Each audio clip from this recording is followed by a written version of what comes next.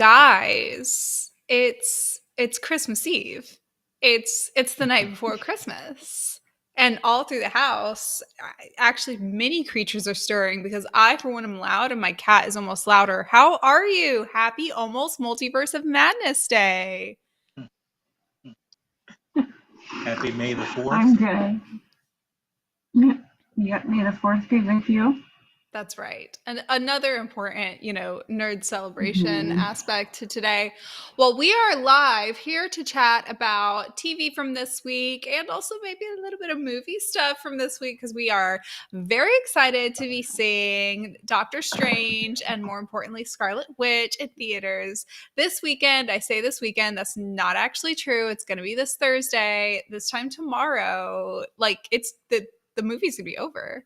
Like we'll know. That's crazy.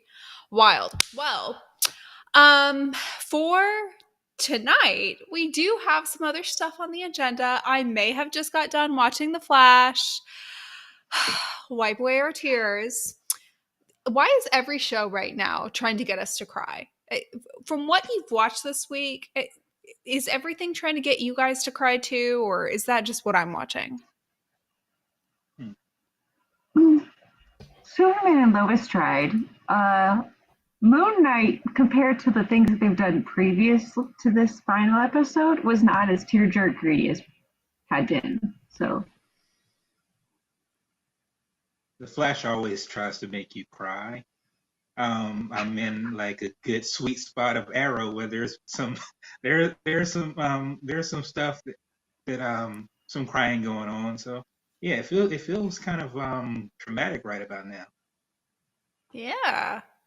I am so excited to hear about where Carey's at in his Arrow rewatch. I am excited to hear about Moon Knight. There are some other things I watched this week that were definitely some tearjerkers. But before we get into all of that, other than Multiverse of Madness coming out tomorrow, Kate, do we have any news this week?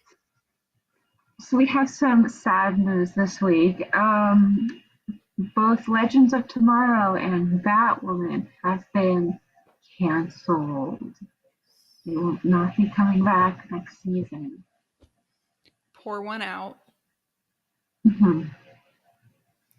I know Legends of Tomorrow we kind of saw coming because Carey, I know you were talking about how good this latest season was, but I saw a lot of people advocating for it to be renewed on Twitter. So I assume because there's a lot of people advocating for it, a lot of people thought it might be canceled. Did it catch you off guard or were you kind of at peace? I was at peace because two things. Even though the quote unquote series ended on a cliffhanger, the penultimate episode felt like a wrap-up kind of story to me. So in my heart, that was the series finale. And this whole deal with I guess was it Discovery or whatever it is, when that started coming about, I knew that those decisions were probably already made. So I was bracing myself for it. So yeah, I hate that it happened, but it was sort of like when the Marvel shows started leaving Netflix when the writing was on the wall there. It's the same sort of feeling with this show. I was pretty surprised about the Batwoman cancellation. I didn't think they would get much further. I thought maybe next season would probably be their last. And I wouldn't have been surprised if they would get renewed for like a half season or a partial or something like that. But I was surprised that they were canceled, to be honest with you. I know it wasn't performing that well, but it just felt so early on because we just got Ryan. And I thought this latest season was actually pretty excellent as well. But, maybe that's the high note in it. Legends and Batwoman both went out off of pretty good seasons, in my opinion. True. I think, to be honest, the viewership of all the CW DC TV shows is down, and I think they're just cutting off the ones that are not considered the mainstays. Mm-hmm. And I don't even know how much longer The Flash is really going to stick around. One more season, but it will probably be the last one that. It'll probably be the last one that just like hobbles and dies across the finish line. Oof. That's the part that hurts. Because The Flash feels like it's just sort of reached a narrative sort of cliff, and they're just trudging along, where Batwoman and Legends were sort of peaking and have had really good stories to tell and didn't get a chance to tell them. So that's the disappointing part of it. I think that they're, had the Flash burned through story in like an exciting, dynamic way, there is a chance that at this point they would also be out of story, but at least you would be excited up until this point. I really do think from a high level perspective, like across all the seasons of The Flash, they held on to too many cards and they've held on to too many storylines too long. They weren't willing to, run through, kill off, or move out characters, which I know is something. There was high character turnover on Legends, and I think that's actually a big appeal. I distinctly remember a crossover, and I don't remember which one it was, but it was when Arrow was still doing crossovers. I think that, I think this was the crossover where Felicity saves Oliver. There's like the Nazis, the whatever. I think it was that one. Season 6. I think so. Arrow season 6. Yeah, Crisis on Earth X. Yes. And on that, the Legends storyline ended in a death of one of the Legends characters. And at that time, I was not watching Legends, catch a few clips, whatever. And that was so well done and gutsy and in a crossover too, that I was like tearing up at characters I don't even know. And I just think that boldness of like moving through. But Flash did kill off somebody tonight, so we can get into that. Is there any other news before we get into tonight's Flash character death? That was all the news I came with. All right. Well, Carey, did you just finish watching The Flash? I did. And I mean, for someone who has sort of like stopped watching the show, that last 5 minutes, man, it hit pretty hard. For a character that I didn't really sort of, I don't want to say I didn't embrace, but it wasn't a character that was like right here in my heart. So, but no, that hit hard and it was done well. I personally think that sort of playing two roles, and I think she's directing the very last episode, Danielle Panabaker. I think they just said, this is a whole lot. I can't keep this pace up anymore. So I'm wondering if that played a role in it. But yeah, if that hit, and it was emotional for a show about grief. That ending where, everybody's kind of like crying / in shock, with their respective, friends or partners. And Caitlin is like sobbing alone without anybody comforting her. That was so painful. That was so well done. And eventually Cecile runs over to her at the end, but for the long time where she's kind of like collapsing while crying, like that was a really intense emotional scene for a show like The Flash, like a believable emotional scene, you know what I mean? The rest of the episode had some oddities, I guess I'll say, but the ending, and I didn't mind them killing off Frost. I think they've done it before. I'm racking my memory. I don't know, or they've sent her off before or something like that. I didn't mind them killing her off because I know her whole struggle this episode is she a person or is she just like a non-human entity who was created to protect Caitlin? In my investment in the show, I'm much more invested in Caitlin than I am in Frost. I like Frost. I think she's very compelling, and she also fits a niche the show doesn't do well, which is a woman who is neither bad nor good. She is, sometimes a little unlikable or snarky, formerly villainous, whatever. But if I had to choose between the two of them, I would choose Caitlin every time. That is something they've kept successful, at least as far as I'm representative of the audience. I'm not sure if everybody else feels the same way. I've always stayed on Caitlin's side, and Frost was just there to enhance her storyline as secondary. But I don't know, maybe that's just me. I think maybe some people may have found Frost funnier, more entertaining. I don't know. I don't know about that, but it was interesting the point you were making about how Caitlin was sort of in her own grief and misery at that moment. And I mean, strangely enough, I mean, that would have been Frost who would have been consoling her at that moment. And obviously she couldn't because she's the reason that she needs the consoling. So yeah, I thought that was well played. Um, and if you, and I guess if they've sort of got to a point where they said, "Hey, we need to sort of kill someone," brain practically, she felt like the easiest character to eliminate without having to actually eliminate a paid actor. You know what I mean? So, Mm-hmm. I mean, there's that part of it too. Um, This but latest she season had got, a lot of Caitlin and Frost as well. Like in terms of acting, initially, I remember making the comment that I thought they might be front loading a lot of the Frost and Snow scenes because Danielle Panabaker is pregnant and, you know, they might need to write her out towards the end. I think I was wrong on both counts because number one, we're near the end and there's still quite a lot of Frost and Snow carrying the main storyline. No complaints here because the other storylines are kind of trash right now. And even though she's pregnant, I found multiple times in tonight's episode where they just fully showed it. They're not even really covering it up. It's just sort of the elephant in the room. And I don't mind that either. Like, she's in loose clothing. They're not pointing out that she's pregnant, but there was a fight scene ish or some sort of confrontation where Frost was there. She was like in a white t shirt with a jacket. And you saw her like throwing punches or, you know, doing whatever where it was like visible she was pregnant. And I was like, that is an interesting way to go about it. You could just like not consistently cover it up, but just not address it. yeah, she's never sort of been a character that was going to be wrapped in like tight clothing, tight gear, there um, for that sort of purpose anyway. So I mean, wearing a lab coat or loose clothing, it sort of Mm-hmm. fits her character anyway. And I think we're at a point in television and movies where it's like, hey, she's pregnant. We all know she's pregnant.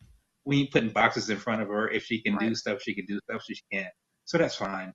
Yeah. I do have a question for you though. Yeah. Um, so what do we? I think there were what about maybe 4 or 5 episodes to go. That sounds right. So yeah. So where does this show go the rest of the season with the quote unquote villain gone? Right. So if we believe that, I don't believe the villain is gone, but I do believe that Deathstorm might be gone. I think that there's more to some of what was going on. So Iris's time sickness. I don't know. but I that's really all that's left, right? Yeah, I guess that is the only thing that's left in terms of like unsolved problems, and that's if it's not solved by Deathstorm being gone. But I'm almost positive they said that Deathstorm slash Ronnie would only be around for a handful of episodes, and he's already been in I think it's 3 or 4. So I don't think he's going to be around the end here. Maybe there'll be some sort of meet your maker type of thing, whoever created or was controlling him. I don't know. Next week I know is a one-off of the plot is they're going after some meta that's loose in the city as a means of distracting themselves from like the grief of, you know, Frost passing, and they're trying to like honor her legacy. Yeah. It is just sort of I don't want to say it's a strange choice, but just an interesting sort of situation where you're going into the sort of finish line to your season and the quote unquote big bad, at least one of them, at least the only one we've really seen on screen is gone now, right? And then we have this mysterious time sickness that even though I'm interested to totally see what it's really all about, it's not been compelling television. Yeah, it's not. You're right. What did you think of the Iris, Eddie, Sue plot line that went on this episode? I remember leaving last episode very excited to see fake Eddie. Yeah. I guess it would have. it would have probably been shocking to me if Iris had sort of been overcome or racked with grief with seeing Eddie. It was sort of nice to see that she wasn't, because she's like, dude, I know you're dead. So it's not like any of that came flooding back. And then, of course, the whole situation when he brought in Joe, and then, of course, Sue dealing with this perceived grief that it seemed like a strange use of the character, because there was no way that Iris was going to fall for the fact that this guy was Eddie when she knows he wasn't. And it was nice to see the guy back, I guess, and that sort of thing. But narratively, it just seemed this is useless, because the effect that he desired, the effect that Deathstorm desired, he wasn't going to get from Iris. I just So think if that you were going just to seemed have strange. somebody for Iris to mourn, they should have had either her mother be the one to visit, Yeah. because that would be a grief that I don't think the show really gave her any time or space to deal with in a thorough and like meaningful way. Or they could go dark and have her be visited by her children and pull what they did with Barry, saying she's going to die and therefore the children are not going to exist either, and have that be an aspect of grief for her. But having it be Eddie, unless she actually believed it to be him, like the way Caitlin believed Ronnie was Ronnie, it just kind of makes for, like, I know what the tone they're going for. They're going for this kind of like antics, escape from your kidnapper, like girls working together kind of vibe. And I like that. I would typically find that to be the most engaging part of an episode. And if this were done a little different, I think I might. But I don't know, like having Eddie on is like a missed opportunity to like, she flirts with him to get away, or there is part of Eddie kind of in there that she has to toy with whether or not like she could try to rescue the part of Eddie that's trapped within this, vision, what, like, give me something a little meatier, have her be like torn over something or pulled towards something, or Well, double I agent. think I think much more believable grief would have been if Tenya or her mom would have been there. I mean, she just sent Tenya's mom to wherever she is. It would have Mhm. been much more believable if either one of those two characters had been sort of present to sort of be a demonstrable view of grief. That would have worked, um, because Iris obviously has grief about whatever happened to her. So, Yeah.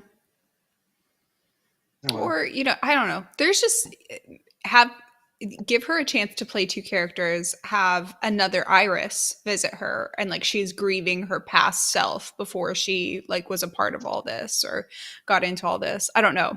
Well, speaking of doppelgangers, let me do some movie magic and have us talk soups and low, cuz this week was interesting. All of us have seen this week Superman and Lois, have we not? Yes. I have. Wonderful.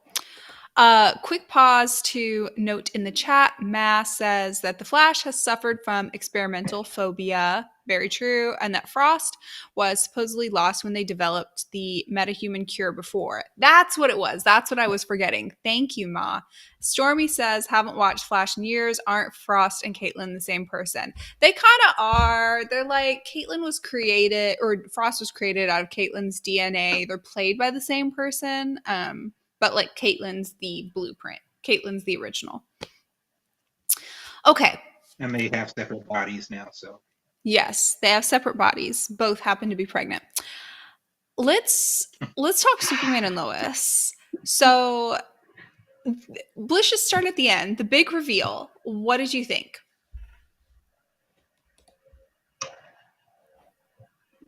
Why is it whenever Lana and Clark are on the same, like on screen together, do they have to make it so romantically framed and have so much sexual tension? Because like I almost understand it for the reveal, because it is like a reveal to a friend, it's like a heavy thing, and I almost understand it for that. But there were several scenes this episode where I was just like, is this necessary? It's just okay. Like, they could be just friends. These characters could be just friends. Absolutely. But this is not how you shoot best friends. Like, it's just not. And okay, first of all, there was a hint of like her hitting on Superman where he was like, this is why I have to tell her because she is developing feelings for Superman or she is interested in Superman. And he doesn't say that that's why he wants to tell her. So that's just like a minor red flag that they're never going to revisit or acknowledge. But like, that was an interesting choice. But like, everything, and it's not just her voice at this point. It's like when she was picking kryptonite out of him, her reaction to the reveal, his like nervousness and the meaningfulness of the reveal. Like, this is just not. I feel about the way that was shot, the way I felt about Diggle and Dinah and how they were shot for like a whole entire season. Like, were they ever going to be romantically together? No. But did you shoot them with romantic music in the arrow cave 2 inches apart and she shoves a gun in his chest? Yes. So I know what you're doing. You know what you like, I know what you're doing. Anyways, that's how I felt about it. But it was a cool big reveal. Great. Like the whole family's gonna figure it out. Sarah will figure it out. Wonderful. Good. Yeah. Will they tell I Kyle? Please no. Immediately kill him. Actually, if he finds out, I could see him dying. So maybe yes. Here's my quick point. He flew up in the middle of a road in the middle of broad daylight. I mean, I know it's freaking country Smallville, but not one other damn person's out there. Ma says maybe the Clark and Lana like flirtation stuff, romantic vibes is a Smallville nostalgia like Easter egg / fan service. Because, obviously in Smallville, I believe that relationship went on even longer than Superman and Lois's relationship. And I have no horse in that race because I didn't actually watch the show. But I believe a lot of people liked him better with Lana than with Lois, etc. But I know this, like, I know logically in my head, this show is not revisiting the Smallville love triangle. They are not going to romantically go with Clark and Lana. But if that's the case, then why are they doing this? I almost wonder, and we'll probably see it within the next week, if essentially her obvious interest in Superman is going to be an added layer of just frustration between like two friends who he's kept secret from her their entire lives. But I don't know, they might also just completely just completely refuse to acknowledge it, like they refuse to acknowledge any of the other heavy-handed insinuations of possible romance that they've done previously. Well, I also think that it could go back to the beginning of their story because essentially the only reason that Clark and Lana were not together is because Clark left Smallville to essentially go become, I guess, train and learn about his heritage and become Superman. If he hadn't left, 9 times out of 10, it's Clark and Lana who would have got together, right? Right. I like within the context of this show, and then also just generally within the, within various Superman universes, I actually like the original. I like Clark and Lois. In the context of this show, I very much like Clark and Lois. So this is not, I have no interest in there being a love triangle, but I just feel like I want to call out a foundation for a love triangle that they're building that's going to stay flat. Like they're laying the foundation of a love triangle that they don't intend to ever build. So why the foundation? Unless they plan to possibly kill Lana. In that case, I could see them really going like all in, like balls to the wall on her and Clark being like really best friends and having this like deep trust and like almost borderline romantic relationship, but it's not actually romantic type of thing, and then kill her to mess with Clark. I could see them doing that. That is a very CW thing to do. Absolutely. Kill off a main female character to further a male character's journey. 100%. The year's 2022. Early 2000s trends are coming back. But the reveal was absolutely shot in the style of Twilight, by the way. Yes. It was still carrying over that theme of like the indie film, and just like this is very cinematic. Hundo and P. like a lot of lens flare for him to be flying, like you said, Carey, in the middle of a place that, well, there's not thousands of people. Somebody else could see him do this, and the logic here makes no sense. But hey, it's a pretty shot. Also some like arbitrary religious language, which is very like apropos for Superman because he's always supposed to be this sort of like pseudo like Jesus Judeo-Christian figure, but like his whole like where she was like, I had this awful day and I don't want to whatever, and he was like, I was there, I was with you the whole time. I was like, is this a Jesus story? Like is this a spoiler? This is a church story all along. Got him. Yeah. Well, and then I thought it was interesting too because compared to last episode, there was a more like I cared for the people I was watching, rather than like you were all terrible people. But every single conversation, it felt like this episode, they were so close to doing really well. And then somebody said something, and it wasn't necessarily that anybody was entirely wrong or entirely right in any conversation, which I always think is a really great dynamic to explore. But it's almost like the issue just always was that they couldn't explain what they were trying to say to the other person. And it was very much like 15-year-olds talking to each other about very big emotions that they don't understand. Which, and like, that was how to an extent, two of the characters are allegedly 15-year-olds talking to each other about big emotions. But the teens were, like, the least guilty of miscommunication in this episode, for whatever that's worth.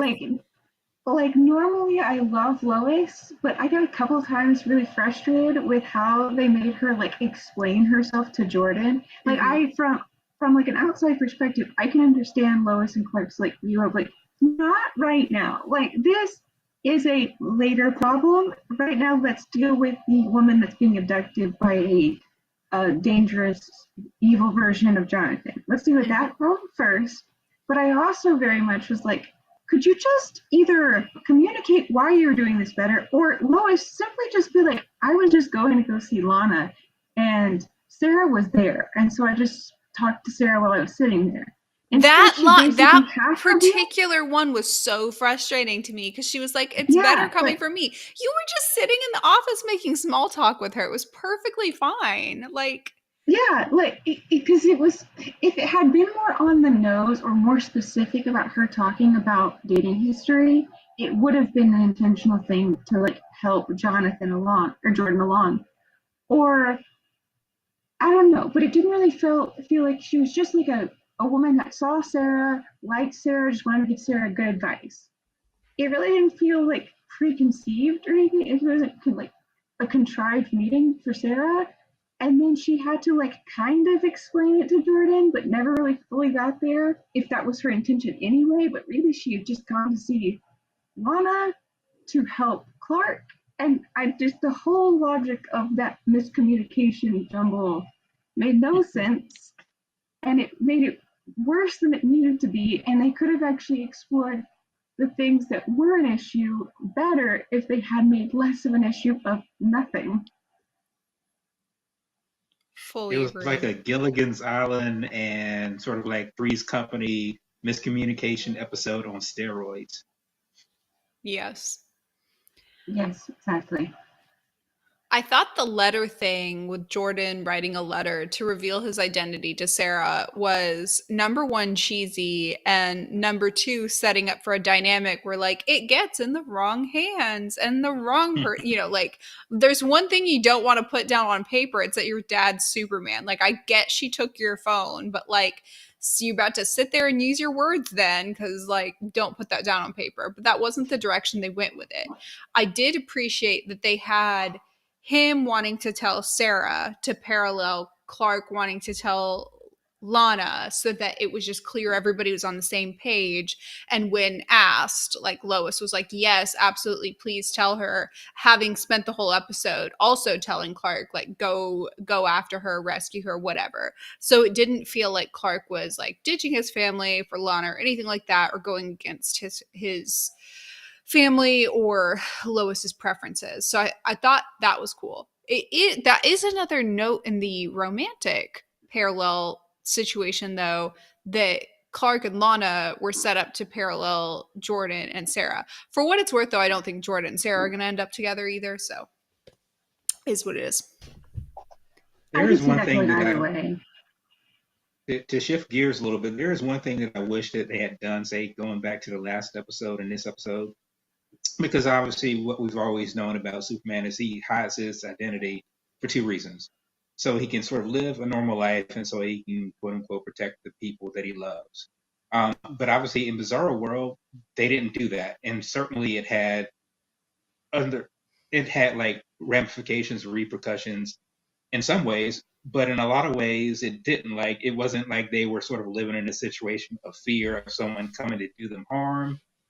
Certainly, obviously, Cal lost a little something of not being able to have a dual existence, but I wish there had been some conversation about how their sort of lives on Bizarro World was different, that they were sort of out in the open. And I think however that happened in Bizarro World, however Clark sort of took that in a little bit, makes sort of revealing his secret to Lana a little bit more of a sort of a natural step, because he's seen that you can do some of that to some degree, just how you control it, I guess. That's a good point. It does kind of flow from him having actually lived that and lived that for a different period of time than he was actually gone. But, there is this element of having spent a lot of time in that other world. What do you think of? I mean, he spent a day in the other world. Right. But in the present world, it was what, 1 month? It's like 33 days. Yeah. Which also another Jesus parallel. Yeah. Yes. They said Happy Easter. Happy Easter. What do you think? Well, did you guys watch the promo? And also, what do you think of the progression of the John and Natalie story? I didn't watch the promo, and I'm interested to see where that goes, but I've been kind of disappointed with that past few episodes because it's a lot of angst and tension between the two without any resolve or real discussion other than I'm your father, I'm going to protect you. And she's like, Dad, I don't want to lose you. And they keep just saying those things over and over again. And it's clear she's working on something behind his back, and she has a more specific, unvocalized fear than just like what she said so far. But it's become very repetitive and a little frustrating that they have had the same conversation in different shapes and forms about a dozen times now since he was in the hospital. Yeah. And to a great degree, their story is sort of nebulous in that you don't really see where it's going. It's not like a clear outline of what it's supposed to be. It's just sort of that they are there having conversations, and you don't see where it sort of fits into the regular narrative. And so it just feels a little strange in that respect. I'm hoping that it gets a little bit more fleshed out and streamlined in the next few episodes. And it sounds like it probably will. Here's what they can do. So the actress who plays Natalie, I think she's great. And I think she's really good at playing angst. However, you're right that it's become really repetitive, this sort of teen angst with her dad. Give her angst by having her and Natalie, or her and Sarah, fall in love. Problem solved. You get your love triangle, you get some good chemistry, you've transferred some of that teenage angst, you give Sarah somebody to play off of other than just Jordan and Jonathan. Fantastic. Cut me my check, CW, and I'll see you in a couple weeks when Superman and Lois returns. So you guys watched a couple other things this week. I watched a couple other things this week. Who wants to go first? And I'll rotate us accordingly. I will let you go first, Kate, because I'm interested in hearing about Moon Knight. Okay, so I finished Moon Knight.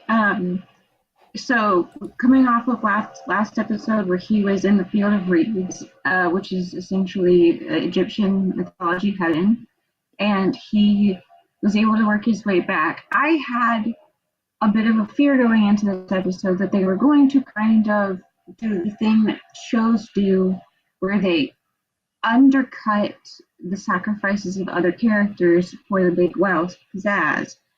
And they almost did it, but I think they circumvented it in a really nice way. So essentially, at the end of last episode, Stephen sacrifices himself to protect Mark while they're going to the Field of Reeds. And this is how Mark gets into the Field of Reeds. It's kind of essentially showing that Stephen was created to protect Mark, and this is the big final explosive show of Stephen protecting Mark, and Mark then receiving his whole heart and being forever in the Field of Reeds.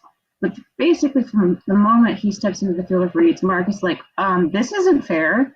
And he goes back and finds Stephen's body that is now separated from him, and they basically sit in the I forget what it's called, the sands, holding the whole heart between the two of them. And then he, through God magic mystery, they're allowed back in his body back alive, and they're back in the same body. And I was worried that they were going to play it the same way it's been played, where it's hard for him to switch between the two, that they're very combative between each other, or just that there's it's Mark with Stephen in Mark's head.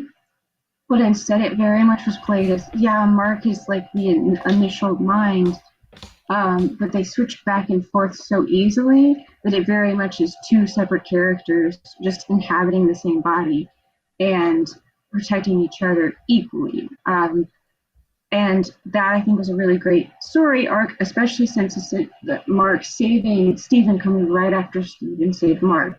So that was a really great way of handling that without sacrificing, without undercutting either of their sacrifices, I thought. Then they were able to come back.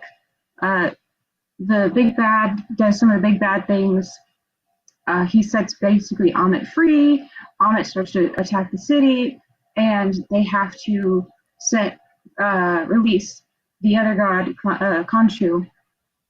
What happens is, while Stephen is still trying to come back to the body, Layla, his wife, actually goes and finds the thing that Khonshu is sealed away in, frees Khonshu, but is basically found out by the followers of Amit. And as she's running away, the hippo god that I talked about before, Terawet, I think is how you say it, basically starts to talk to her through dead people and says, would you like to be my avatar? And she accepts, and she gets a really cool suit. I was looking respectfully. And that was a really cool reveal. I liked that. It was very surprising. Did not see that coming at all, to be honest. And so instead of having to be the avatar for Khonshu, which was something she didn't want to do and Mark didn't want her to do, she actually got to be the avatar for a really good god that actually really suits her personality of fighting for life, fighting for the good people. And so she and Mark in the Moon Knight suit basically fight against the followers of Amit, take down Amit romance. Himself. Yeah, romance, a little, not a lot of romance, but a little bit of romance. Amit is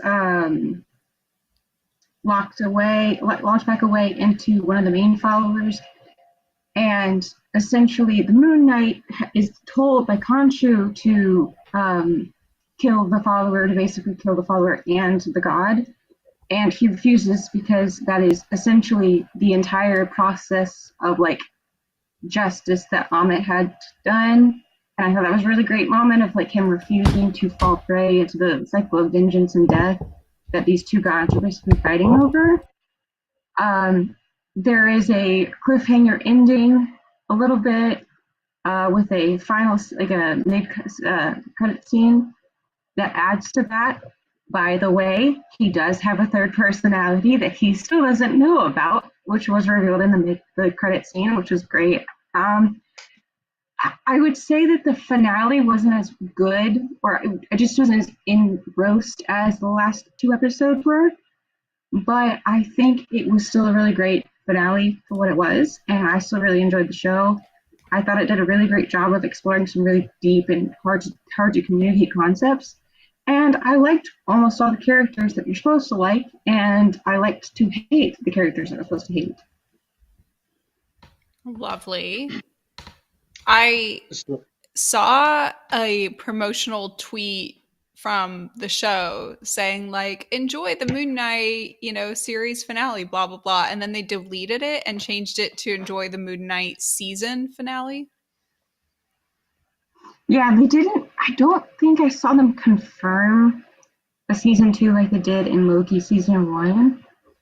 But I've also heard seen random tweets about like they've recast Moon Knight or whatever. I'm like, that's like a misdirect because there's still obviously going to be Oscar Isaac's character in the show, but they might recruit a new actor to play the Avatar, the Moon Knight himself, and basically Stephen Mark will see the problems that's causing and basically come back. And then if they have the next season, Khonshu will be the evil god he has to take down, and somehow he'll still be able to retain power probably from another god. Nice. Which would be, I think that would actually be really good.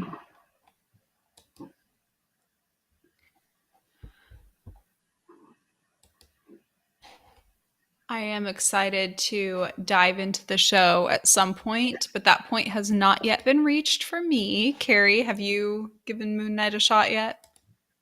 No, I've only watched the first episode, and I told myself I was going to wait until the last one streamed, and then I was just going to watch them all together. And you asked a question that I was going to ask, whether we're going to get a season 2. And here's the other question I would have. Not that I need these characters from like the Disney Plus shows to wind up in the movies, but if you were going to put Moon Knight in a sort of, if it's not his own movie franchise, if you were to put him in someone else's that we have right now, where does he most fit? And I'm going to probably assume, say, like Doctor Strange, but maybe not. Where do you think he would sort of fit more naturally? It has a bit of the over the top like world bending vibe of Doctor Strange with the whole gods and the fact that like there can be some like there's points in time where like the lights and the stars in the night sky can move around and things like that, which does give it a very mystical effect. But I think a lot of the fight style and the brutality, like he's got a super suit and he can kind of glide, but he doesn't really have any overwhelming abilities past that. Neither does Layla.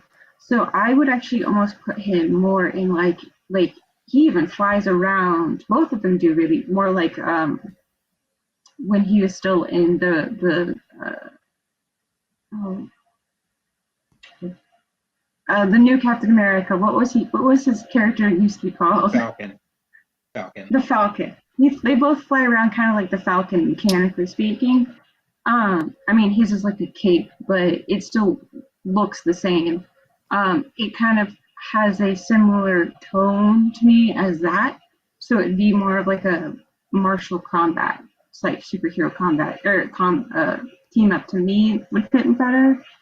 Um, but I mean, we've also had Endgame that had every single superhero in existence show up. Right. So they've done a really good job of putting interesting pairings that wouldn't be expected together and do really well. It's just I think I don't know if they ever will with Moon Knight because he still has no connection to any pre-existing superhero. I think maybe if we ever have a world-ending event and he is still a character that they have revisited at some point, they might bring him back, but I don't, or bring him in, but I don't really see any direct connections at this point. So I don't know. In the chat, Ma says props to Layla for not giving in to Khonshu, and OMG Jake Lockley. Yes. Well, Carey, what about you? What else have you been watching this week? I did watch the season finale of the Endgame, and see, I don't know. And the strange thing is, I haven't paid much attention to know if they're going to get a second season or not because it sort of ended on a cliffhanger. It sort of got to a point where you could see the end game that we got in the finale. So I don't know if that's good or bad. I mean, it's what I appreciated. It's what I like. It's what we got, but you can sort of see it coming to a degree. And so there's a good setup for what season 2 could or would be, but it just and I'm sort of having like the same feeling I always have with shows that I like. I just don't know if they're going to get renewed, right? So if it ends like it did, it would be disappointing. If it gets to season 2, I'll be certain to watch it. I thought they did some really good things, and I had fun watching the show. It's just one of those deals where it's like, hey, cross your fingers and we'll see if you get a season 2. So that was the end game. But most of my bleeding eyeballs has been watching season 3 of Arrow, which has been incredibly fantastic. What I'll on tell you season how. 3 of Arrow could make your eyeballs bleed? So here's the deal, right? I hadn't watched these first handful of seasons since they aired, right? So there was just so much I forgot. And so the last 2 episodes, I think it was like Broken Arrow and The Fallen. Essentially, the last episode I watched was like the episode that everyone remembers. It was basically when Oliver was going to basically become Ra's al Ghul, and he and Felicity realized that they couldn't be together, so they had their night in the temple moment. So that I'm pretty sure everyone remembers. Strangely enough, I had totally forgot. I think it was the episode before. It wasn't that same episode, but I totally forgot that she and Ray had a dalliance before she and Oliver did, right? Sort of like back to back. And I'm wholly shocked that we didn't get like a CW situation where Felicity Paternity? wound up pregnant, right? And it's like, Mm-hmm. whose is it, right? Even so, and like I said, I totally. It's like it's strange when you get older, your memory goes, right? And I totally forgot so many plot points. So when they were happening, I was thinking, I wonder if they're going to do this, and I'm thinking, you idiot, this is like from 8, 9 years ago, whatever. But there were some things that were happening, like some people who got stabbed, got shot, or whatever the case may be. And I'm sitting there thinking, oh no, are they going to survive? I'm like, yeah, you idiot, they are. But no, it was just so good and just so engrossing and just so fun that you sort of take yourself out of it and enjoy it for what it is. Um, and the other thing that my other takeaway from this point in the season is Quentin Lance is a really, really, really good and intense antagonist. I don't like him being an antagonist, but he's really good at it. Yeah, Ma in the chat says that the point at which you're watching was basically back when Arrow was Batman, but Warner Brothers couldn't use the Batman name, especially in the season of Ra's al Ghul. There were just a lot of Batman vibes. And I'm with you that I was wholly shocked at the time that we didn't have a like paternity question, especially because, and I'm not sure why it was, but we were all so certain that Felicity was going to get pregnant. I don't recall what it was. I don't remember if some showrunner had, teased something or, if that was just, I don't think that was what any of us wanted. That wasn't what I wanted. Like, that, whatever. Different strokes for different folks. I don't tend to like babies on TV shows, whatever. But we were all like really certain that like, even if Oliver and Felicity didn't get together, Felicity was going to get pregnant. And I don't remember why. Years ago. Because it was the CW thing to do. I guess. But it was her specifically. I think there was something like some line or some like shot that seemed kind of like alluding to that in one of the promos for the end of the season. And then I think it also had to do with just like it's a very Arrow thing to do for them to have their Night in the Temple, him have to go become the new Ra's al Ghul, and then them drop that on us. So it seemed very possible. Yeah. If you, I don't know what, fan discussion was encapsulated in time, but you would definitely have found that in fan spaces way back in the day. We were quite certain. And not that I'm like, I'm sorry, go ahead. I'm sorry. Oh, no. You're fine. I was mumbling. No, I was just going to say, not that I'm like a connoisseur of like CW TV sex scenes, but just comparing the two, obviously Felicity and Ray, it was incredibly clinical, and I think it was all essentially off screen, right? Of course, you see them waking up in bed. It is what it is, right? Yeah, the temple scene that was pretty risky for like I'm assuming Arrow's on at like 8 o'clock. You get like the removal of the bra. I mean that was some technical maneuvering to keep the rating the way they needed to. I'm wondering how many times they shot that scene, but I thought that was interesting too. That was a pretty like explicit scene for the CW for that time slot and for that time as well. Yeah. If you think about when that aired. I think it's just a little bit better than the radioactive scene. Just a little bit. Just a little bit.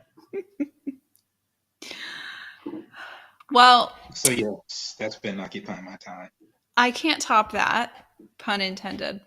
But the two things that thank you for the pity laugh. Much appreciated.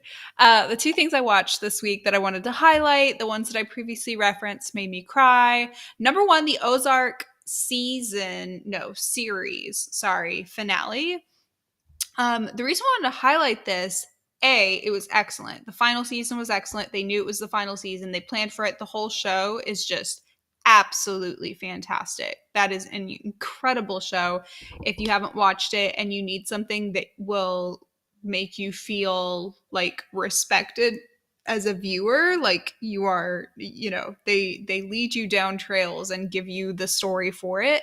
Even though everybody's awful and you can't really root for anybody, I did, but like you're not really supposed to like see anybody as a particularly good person. Excellent show. One of the things I want to highlight, and I'll try not to be spoilery, but like I feel like the spoilers are just, it is what it is. If I'm rooting for a character, I don't want that character killed off, obviously. I was rooting for a character throughout this entire thing. I was rooting for a couple characters. Actually, I don't mind when characters are bad. They killed off a character that I was rooting for, a character I liked, but they did it with so much like honor to her character, who she was and how she would go out. Like she went out as a boss. She went out like guns blazing with a win, like making the person who killed her look like a loser, it was fantastic. It was fun, and it was a final episode, so it's not like I'm going to have to keep watching the show without her. So good. Watch it. Very rarely do I like obviously I was dragging like Killing Eve, for example, for killing off a character that was part of a ship that I like, blah, blah, blah, whatever. In this case, and I think this is the only case that comes to mind, this is one case where they killed off a character I was rooting for, and I was completely fine with it. Then I also wanted to give some props to This Is Us. We had Miguel's week. He was excellent, but I also had the weird realization this week watching social media that a lot of people were like, oh, finally I'm on board with Miguel. Oh, finally I like Miguel now. Oh, Miguel's great. And I'm like, you guys didn't like him this entire time. And I finally put like 2 and 2 together. Okay, so like everybody who watches This Is Us likes Rebecca and Jack. That's like the mom and dad of the 3 triplets. I find Jack to be like highly overrated. It is not a spoiler to say that he's dead. He dies very early on in the show. Like, we know that. She ends up then with Miguel like years later, right? I've always thought Miguel was great, but I guess people have like had this sort of like Jack was better than Miguel, like as if it's a love triangle when they were never together anywhere, like not even in the same decade, and Jack is like dead. But I guess like people who like Jack, which is everybody except me, didn't like Miguel until this latest week. So I won. That's all.